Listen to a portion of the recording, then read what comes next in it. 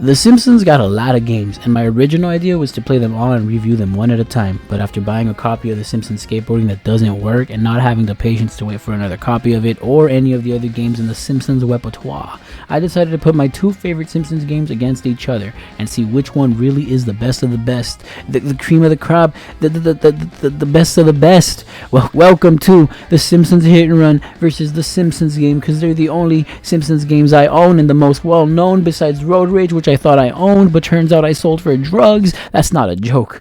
So the rules for this video are simple. I'm going to be looking at different aspects of each game, and the game that is better in that aspect is going to get a point. The aspects being which game has the better story, which game has the better gameplay, better music, and at the end, we're going to scientifically find out which game is truly the king of a Simpsons games.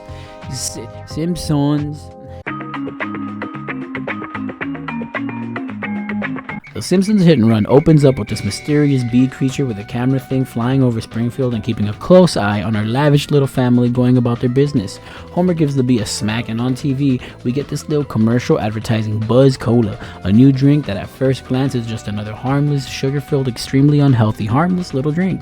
Homer wants himself a Buzz Cola, but first he gotta run some errands until he notices a van spying on them outside the window. He investigates and finds out they're just pizza delivery vans. The next day, because every level in this game takes place over the course of a day, we play as Bart, who wants to collect fireworks because he can't get the new Bone Storm game. I think that's the plot. I'm not really sure at this point, honestly. But anyways, his plan doesn't work out. But Professor Frink is like, you want to see something cooler than fireworks? How about Truckosaurus, a half truck and half dinosaur hybrid that breathes fire? Wow, look at that. So Bart gets to see it and almost dies until he is abducted. Oh no. The next day we take control of Lisa, who is looking for Bart. She does some investigating and is interrupted by Milhouse. My, your hair looks pointy today. Milhouse, have you seen Bart or not?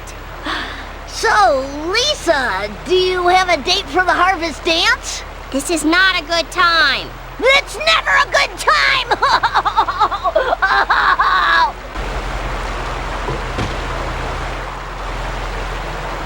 She learns some information or whatever and eventually finds Bart, whose brain has been scrambled by whoever kidnapped him originally, and we know it's aliens because we saw, but they don't know yet. Oh snap, the suspense. The next day, we play as Marge, who's trying to find out what happened to Bart and how to get his brain unscrambled, and she runs some errands, becomes a cop, and kills innocent people, as cops do. She drugs Grandpa Simpson, who talks about crop circles. Oh snap, remember the harmless soda in the beginning of the game? Turns out it's not harmless, but it also is harmless because Bart explains they're using Buzz Cola to brainwash and control people, and also we use Buzz Cola to unscramble Bart's brain. It doesn't make sense, but who cares? Marge destroys the remaining Buzz Cola delivery trucks and bam! Next day. Now we're playing as Apu. I'm not sure. Sure, why not? The game's reasoning for this is that Apu feels guilty for selling Buzz Cola, and so this is his like redemption arc. I'm gonna be honest, I have no idea what his motivation is. Like, he helps criminals, goes to the DMV. Bart and Apu team up, face off against a skeleton dinosaur. Oh my god! And they find out the aliens are brainwashing humans because, plot twist, those little bees around the town, like the one at the beginning of the game with the camera on it, turns out they're recording humans for the hit Alien TV show. Hold on, let me look up the name. Foolish Earthlings. And Kang and Kodos are planning on giving all the brainwashed humans laser guns so that they kill each other and their TV show ratings break records. I'm going to introduce the evil cola into the water supply. People will go mad. I like it. Then we distribute laser guns at the Squidport tourist area. I like it. The cola-maddened humans will go berserk. I like it. The next day, we're playing as Bart again, who's trying to gather evidence to show Krusty because he's promoting the mass production of Buzz Cola and selling these like laser guns on stands, but he doesn't believe us, hence why we are gathering evidence. I mean, Krusty believes us in the end, but the aliens aren't having it. Nah, Bart and Homer destroy the laser gun stands, and it's too late. It's too late. The aliens reveal they've already released the Buzz Cola into the water supply, and the next day we're playing as Homer, and it's Halloween night, and everyone is a zombie. Oh God, watch out. Homer teams up with a bunch of people around Springfield to deliver toxic waste to the UFO and destroy it, and bam, the finale of Foolish Earthlings is a hit, and Homer is a hero and has alien fans. Yay! How did they get rid of Buzz Cola in the water supply and turn the zombies into humans? Who knows? Who cares? The end. Yay! One of the things I really appreciate about this game is that it's entirely meant to be gameplay over anything, 100%. And at the end of the day, isn't that what really matters? The plot that is here, though, is simple enough that it's an enjoyable motivation to keep playing. The writers of the game are also the writers of the show, and all the voice actors reprise their roles, which adds this layer of authenticity, so it is enjoyable, although I do wish there were more actual cutscenes. When we're given missions in between levels, characters kind of just stand there with the mouse flapping, and while the writing here isn't bad, and like it even delivers some funny moments, it's hard, at least for me, to stay interested when the delivery is like this. It's a very small complaint in a game where, like, again, the gameplay is the focus, like, over the story.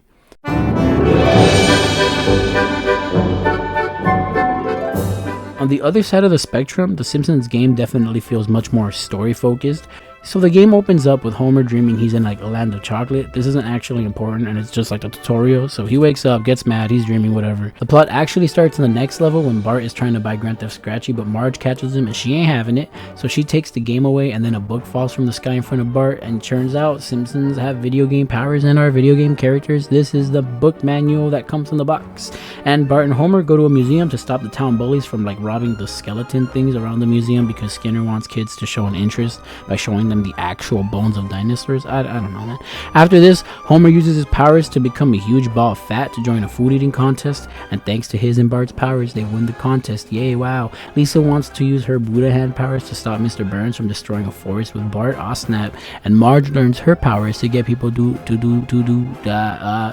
Marge learns her power is to get people to do whatever she wants. Just like Oprah! She uses this power to go to town hall and sabotage the selling of Grand Theft Scratchy to children. The family meet up afterwards, and while at first they're all like, hell yeah, we got powers, they end up disagreeing with each other on what they're using their powers for, and while arguing, Kang and Kodos come back and plan to just straight up kill everyone on Earth. So the Simpsons are like, well, snap, what do we do? They go find Professor Frink in the game engine, sure, why not, and he offers them the strategy guide to their video game until he's kidnapped by Conky Dong. We save him, he gives us the guide, but says to fuck a turtle, and the fight for Springfield begins. Lisa and Bart team up to stop an army of dolphins, Homer and Bart team up to stop the big donut mascot monster destroying Springfield, and then they go to the mall to get on the spaceship, where they learn Sideshow Bob is helping Kang and Kodos, but it's not important, because he literally gets knocked out in like 2 seconds.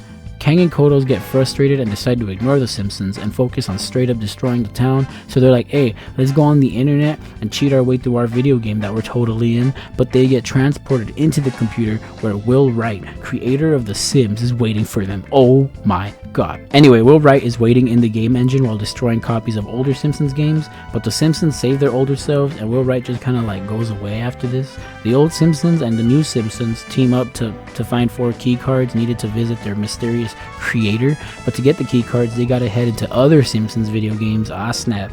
Marge and Homer head into NeverQuest, which is like a fantasy game, and kill Marge's dragon sister. Homer and Lisa head into a Katamari anime style inspired game called Super Happy Fun Time, and they kill a bunch of bootleg Pokemon. Homer and Bart go to war and stop Mr. Burns from doing Homer and Bart go to war and stop Mr. Burns from doing evil rich white man things, and Marge and Lisa go into Grand Theft Scratchy to gentrify it. Okay, after this, they head into their creator Matt Groening's whatever mansion, and take him and his Futurama goons down. They take him down. Hold on. I had to catch my breath. He hits the self-destruct button and escapes, so the characters escape the game engine, but the aliens are still invading. So in a last-ditch effort, the Simpsons make a literal stairway to heaven to talk to God, where he reveals that the Simpsons are part of a video game within a video game that he himself is playing, but he's playing as you, the player, who is playing the Simpsons game, which is just a mini-game, and we get Ralph playing the Simpsons game before noticing you, the player, and getting scared, and the game just kinda ends. Now, while the Simpsons game itself has way more in terms of cutscenes and actual events happening, it actually feels anticlimactic, especially thanks to the ending being fucking horrendous. I will give the Simpsons game credit though, the voice actors all reprise their roles in this game too, and while the writing isn't always as good...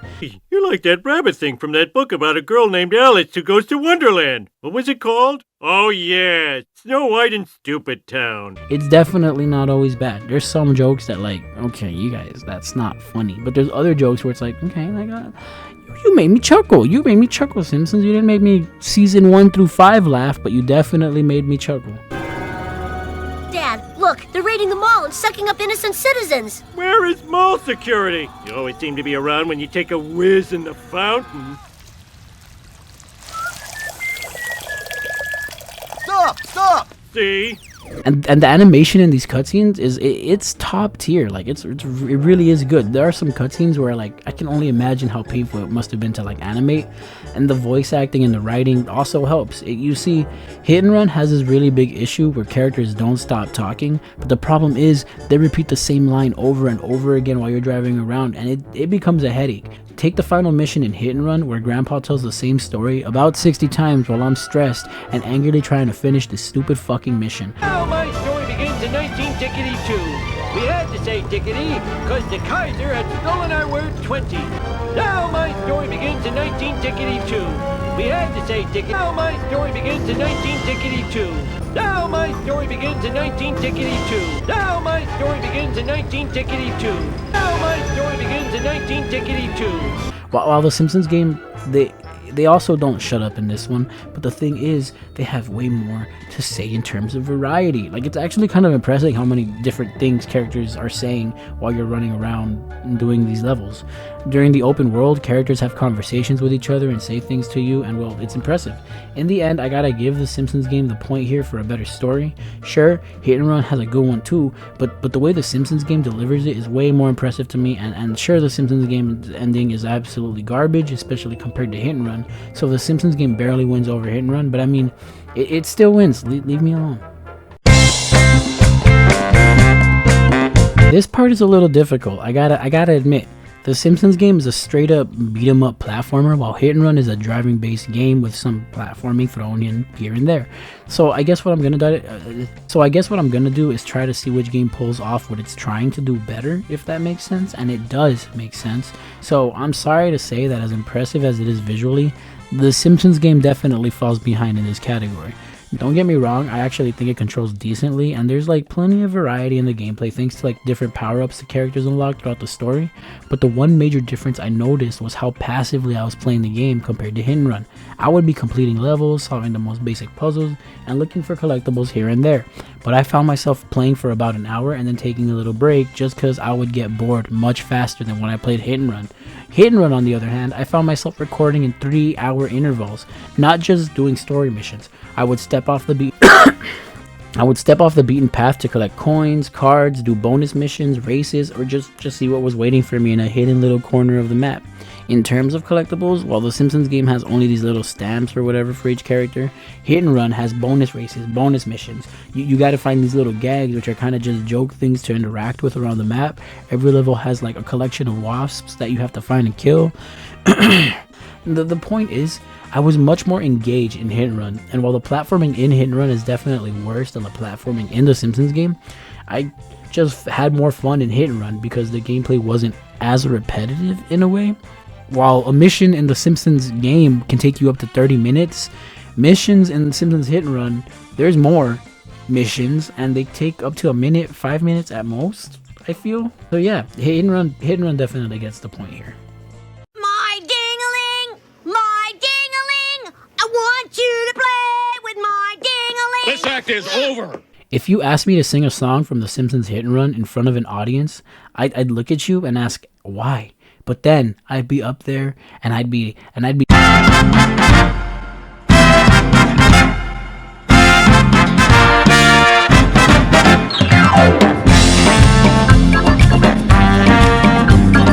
yeah. Now if you ask me to sing songs from the Simpsons game, I would probably just sing the theme song. Now that doesn't mean the music in the Simpsons game is bad. It's really not. There are some songs in this game that while they were playing, I was like, oh snap, wait, this is kind of lit. Like the song that plays in Super Happy Fun Time when you're like in the ice section, that's memorable. I remember liking that a lot. Sumo business. That's no fair. Your fast passes can keep you warm.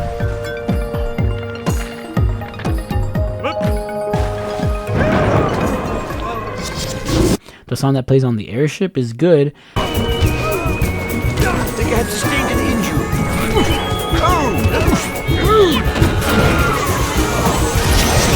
Hey!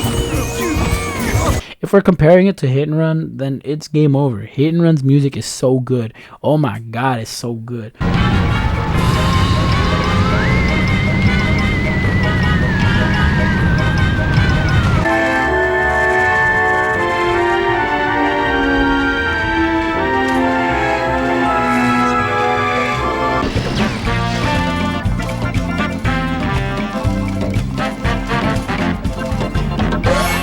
Hit and Run gets the point for sure. So yeah, turns out Hit and Run wins. Congrats, Hit and Run. Here's your trophy. Yay. If you want to play a real fucking Simpsons game, then go play the Sexpans. I'm Dart. I've been in the last year of school for at least 2 years.